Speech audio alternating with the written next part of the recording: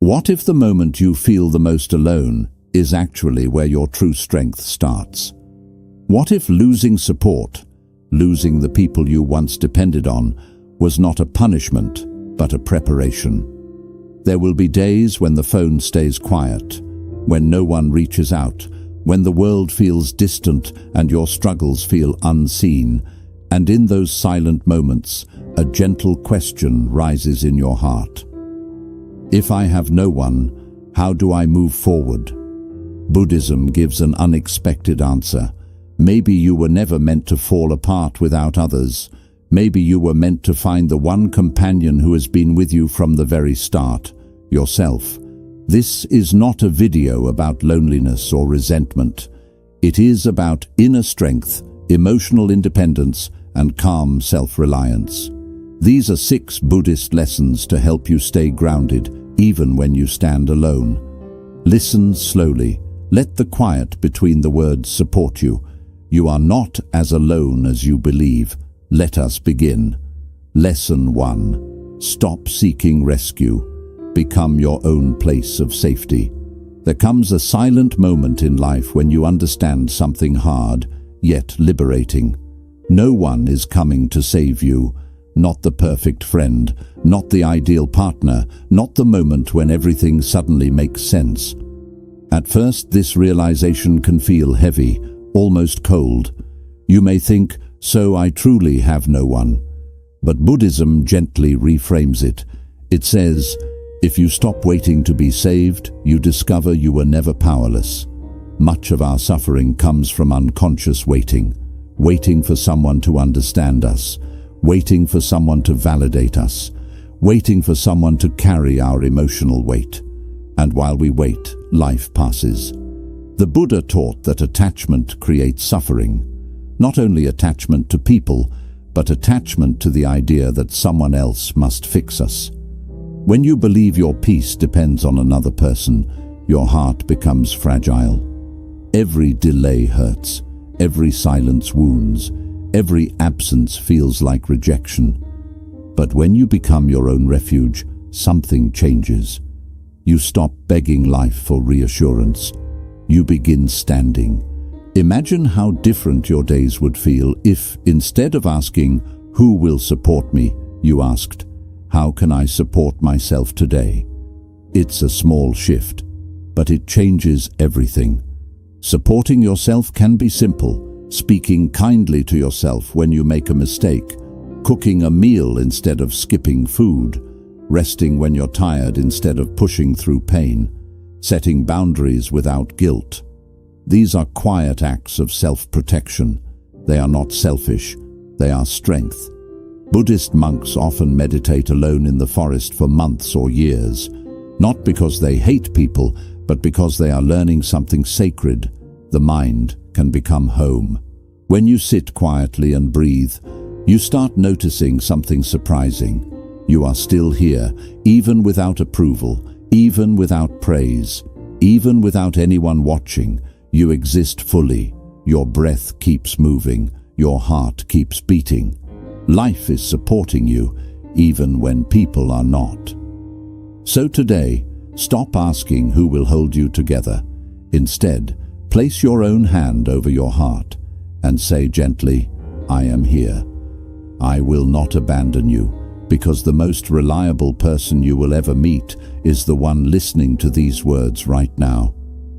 When you become your own safe place, loneliness softens, not because others arrive, but because you no longer feel unsafe inside yourself. Lesson 2. Release the need to be understood by everyone.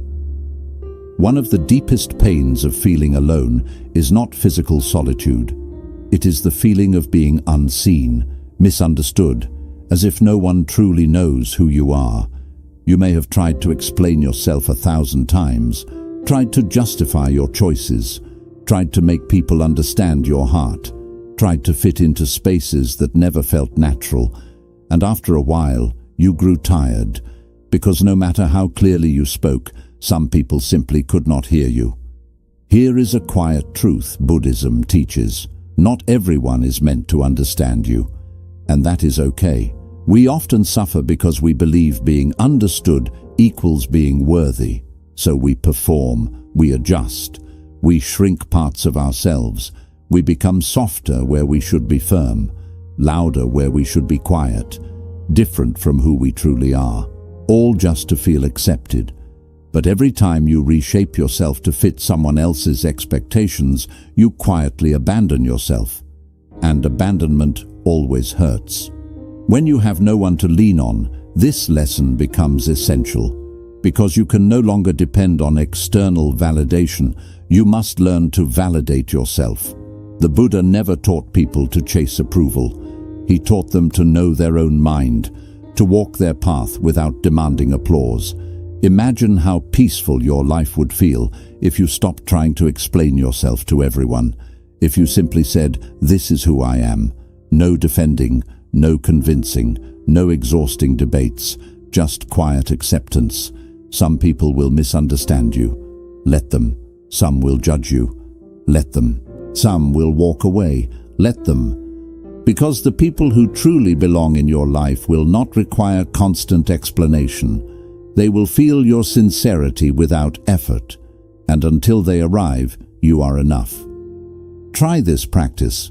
When you feel the urge to prove yourself, pause, take one slow breath and ask, "Am I seeking truth or approval?" If it is approval, gently release it. Approval is unstable. Truth is steady. When you stand in your truth, you no longer feel desperate for company. You no longer chase connection out of fear. You begin to choose relationships instead of clinging to them. And strangely, that calm confidence often draws the right people toward you naturally. But even if it doesn't, you remain whole. You don't need everyone to understand you. You only need to understand yourself. And that understanding becomes a quiet strength that no loneliness can shake. When you have no one to lean on, the mind can become your harshest enemy, not because anything is truly wrong in this moment, but because your thoughts keep traveling backward, forward, everywhere except here. You replay the past. Conversations you wish went differently, people who left, mistakes you wish you could undo. Then you imagine the future. What if I always end up alone? What if nothing changes? What if I fail? And suddenly you are carrying years of regret and years of fear all at once. Anyone would feel heavy under that weight. But here is something gentle and liberating the Buddha taught. Most of your suffering is not happening now. It is happening in your thoughts. Right now, in this exact breath, you are simply sitting or walking or listening. You are safe enough. Yet the mind tells stories that make you feel abandoned, behind, or afraid. When you are alone, these stories grow louder because there is no distraction, no noise to drown them out. But this solitude can become your greatest teacher because it gives you the chance to train your mind. Buddhism does not teach you to fight loneliness.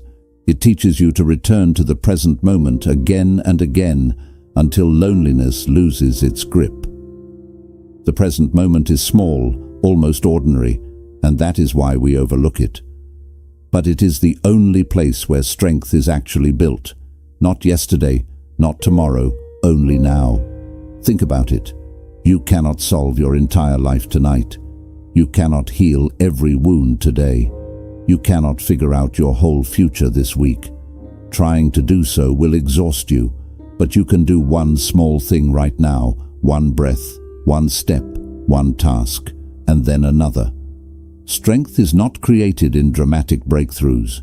It is created quietly, moment by moment, like water shaping stone. Try this simple practice, nothing complicated. Wherever you are, feel your breathing. Don't control it, just notice it, air entering, air leaving. If your mind wanders, and it will, gently bring it back. No judgment, just return. This is meditation, not escaping life, but meeting life exactly where it is. When you practice this, something surprising happens. Your problems don't disappear, but they stop overwhelming you. Because instead of carrying everything at once, you carry only this moment. And this moment is almost always manageable. If you are washing dishes, just wash dishes. If you are walking, just walk. If you are drinking tea, just drink tea. This may sound too simple, but simplicity is powerful. The mind suffers from complexity. Presence brings clarity. When you fully arrive in the present, loneliness softens, because loneliness often comes from comparison. Comparing your life to others, comparing today to the past, comparing what is to what should be. But in the present moment, there is nothing to compare. There is only breathing, only being. And in that being, you begin to feel something steady beneath all the noise.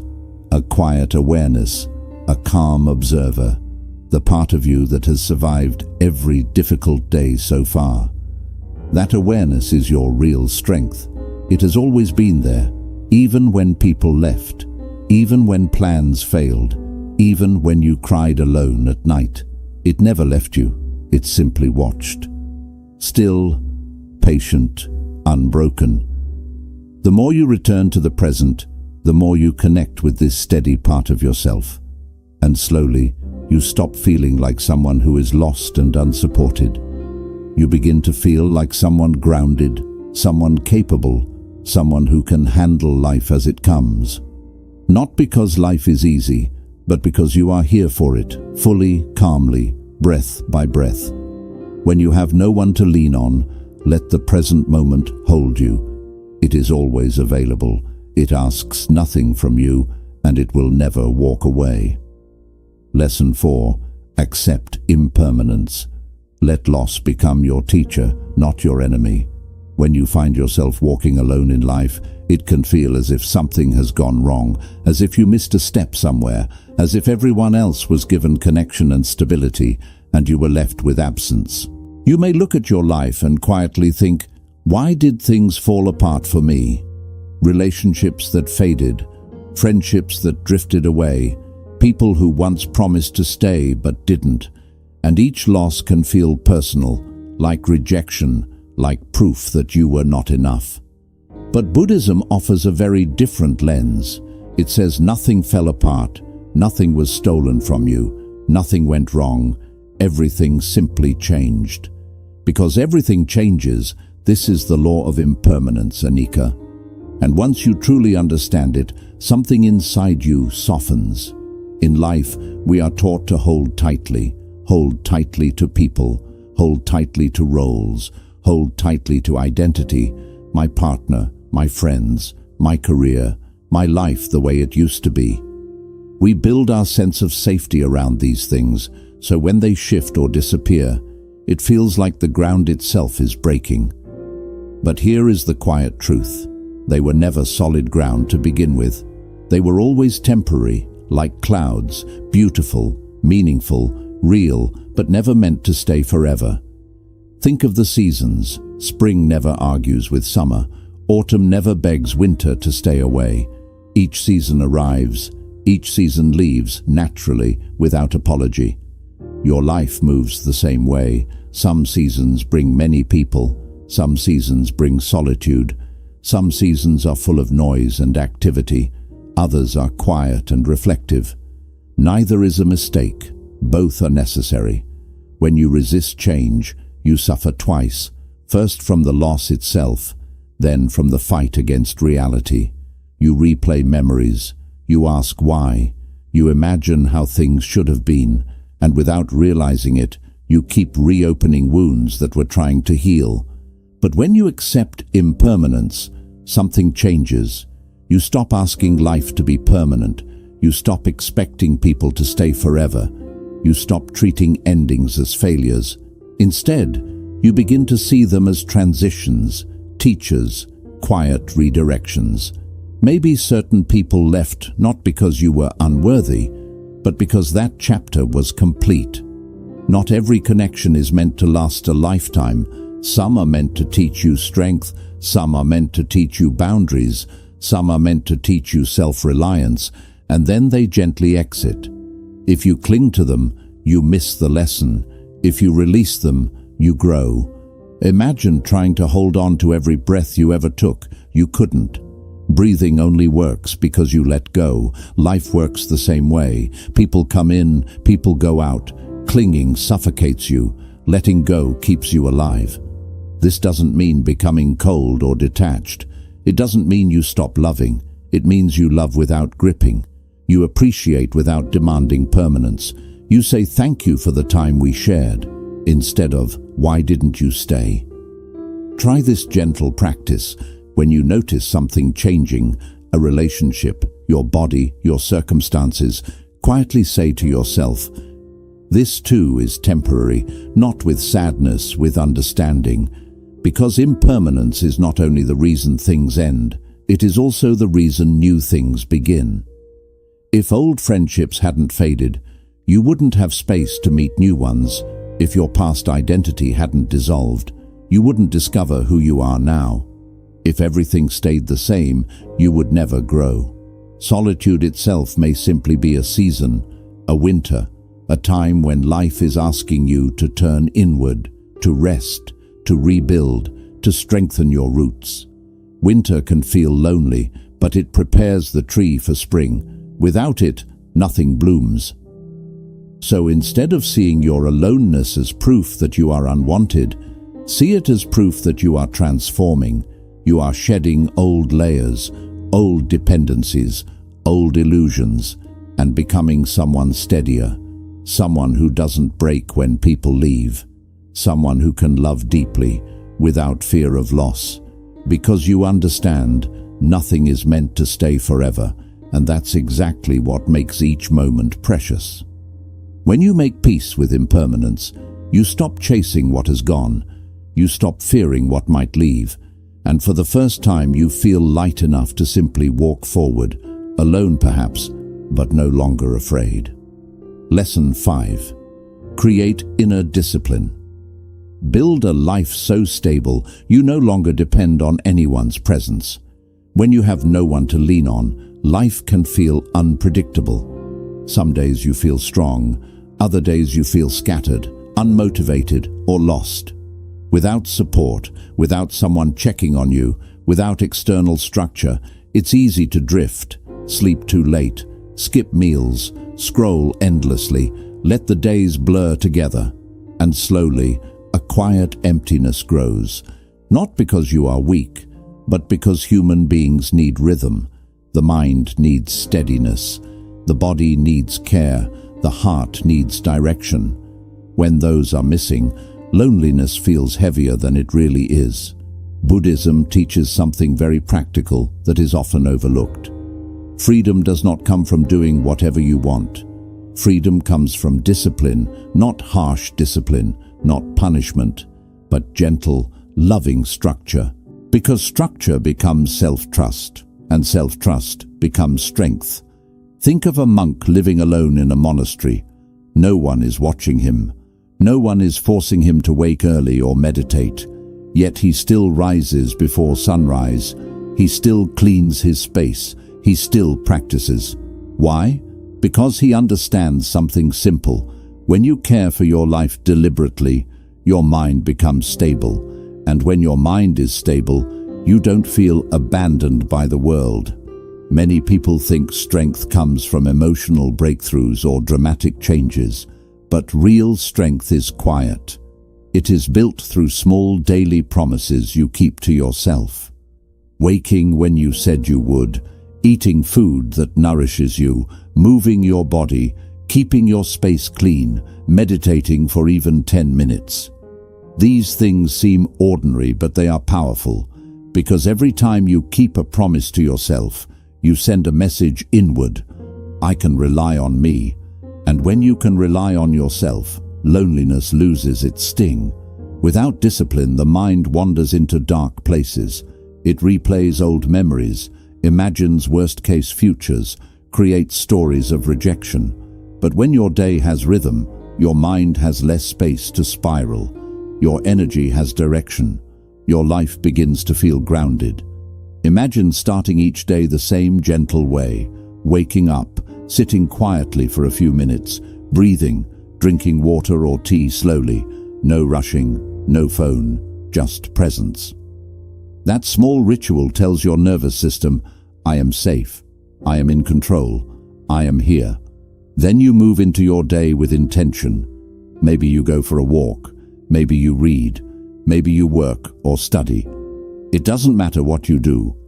What matters is that you do it consciously, because chaos increases suffering. Simplicity reduces it. When you have no one around, discipline becomes your invisible companion. It replaces external motivation. It becomes your support system, your steady friend. There is something deeply empowering about knowing, even if no one calls me today, even if no one checks on me, my life still moves forward. Not because someone pushes me, but because I choose to stand up. This is how self-respect grows, not from grand achievements, but from quiet consistency. And here is something important. Discipline is not about being perfect. You will miss days. You will feel tired. You will fall back into old habits sometimes. That's okay. The practice is simply returning again and again, without shame, without harshness, just returning. Like meditation, you don't force the mind, you gently guide it back. Treat your life the same way. Guide it back. Create a few simple anchors for your day. Wake time, sleep time, movement, silence, nourishing food. Nothing complicated but steady. Over time, something beautiful happens. You stop feeling like someone waiting for life to start. You begin to feel like someone who is truly living. Your days take form, your mind becomes clearer, and your heart develops a quiet confidence. You realize, I may be alone, but I am not lost, because you have built something inside yourself that cannot be taken away, a steady inner foundation. People may enter and leave, situations may shift, but your discipline stays, your routines stay, your trust in yourself stays, and that self-trust grows stronger than any outside support ever was. When you shape your life with care and purpose, you no longer need someone else to keep you together. You are already standing, balanced, rooted, complete. Lesson 6. Practice compassion for yourself and for others. Turn solitude into calm strength, not resentment. When you spend a long period alone, something gentle can change within the heart. At first, there is sadness, then letdown, and if you are not mindful, that sadness can slowly turn into bitterness. You may start to think, no one was there for me, no one truly cared, I can only rely on myself. And while independence is strength, bitterness is weight. It closes the heart and makes the world feel colder than it really is. Buddhism teaches that real strength is not becoming hard, but becoming soft without breaking. There is an important difference. A rock is hard, but it breaks easily. Water is soft, yet it slowly shapes mountains. Compassion is like water. It does not make you weak, it makes you strong and flexible. When you have had no one to rely on, it is easy to build emotional walls, to say, I don't need anyone, to pull away, to stop caring. But this creates another kind of loneliness, not being alone in body, but being alone in heart. The Buddha did not teach isolation. He taught compassion, first toward yourself and then toward others, because when compassion exists, even solitude feels warm. Begin with yourself. Many people who live alone are quietly very hard on themselves. They repeat past mistakes. They judge their history. They say things in their own mind they would never say to another person. You should be stronger. You failed. No wonder people left. But imagine speaking those words to a tired child. You would never do that. So why talk to yourself this way? You have already suffered enough. Why add more pain? Self-compassion means speaking softly inside your own mind. When you are tired, you allow yourself to rest without guilt. When you make mistakes, you forgive yourself without punishment. When you feel lonely, you place a hand on your heart and say, this is difficult, and I am doing my best. That small act of kindness changes everything. Because when you stop fighting yourself, you stop feeling as if life is working against you. You become your own supporter, your own companion. And then something quietly beautiful begins. When you treat yourself with kindness, it naturally flows outward to others, even strangers, even those who have let you down. You begin to see that everyone is carrying something heavy. Everyone feels alone at times. Everyone holds unseen pain. The person who ignored you, the friend who drifted away, the stranger who appears distant, each one is facing struggles you cannot see. This awareness softens resentment, and as resentment fades, your heart feels lighter. There is a simple Buddhist practice you can try. Whenever you see someone, anyone, silently say, "Just like me, this person wants happiness. Just like me, this person feels pain. Just like me, this person is doing their best." Notice what changes. The world no longer feels hostile. It starts to feel human and connected. Even if you are alone in body, you no longer feel separate, because compassion reminds you that we are all walking this path together. Some walk beside us for a time, some walk far away, but we are all travelers. Here is a deeper truth. Your greatest legacy will not be how strong you looked or how independent you became. It will be how you made others feel. Did people feel safe around you, understood, at ease? Even with just a few interactions each day, a cashier, a neighbor, a stranger, you still carry the power to offer warmth, a gentle voice, a patient reply, or a small smile. These things may seem minor, but they spread outward. When you choose compassion over bitterness, you turn solitude into quiet strength. You become someone who does not need constant company, yet still gives off kindness. This is a rare kind of power, because it cannot be shaken by abandonment or hurt by rejection. It comes from within. So do not allow loneliness to harden you. Let it deepen you. Let it teach you softness. Let it make you wiser. The strongest person is not the one who says, "I don't need anyone." The strongest person is the one who says, "I can stand on my own and still keep my heart open." If you are moving through life alone right now, remember this: you are not empty. You are growing. This season is not a punishment. It is preparation, a time to grow roots so deep that no storm can pull you away. Hold these lessons gently and return to them when you feel tired. Strength does not arrive with noise. It grows quietly, breath by breath. And even when no one walks beside you, you are never truly without support. You have yourself. May you remain steady. May you feel peaceful. May you trust your own journey. If these words gave you even a small sense of calm, carry them with you tonight. You are not behind. You are not forgotten. You are becoming stronger in ways the world cannot see. If this message helped you, subscribe to Buddhism Insight and join us for more peaceful teachings on strength, healing, and inner freedom. Walk gently, breathe deeply, trust yourself, and remember, even when alone, you are enough.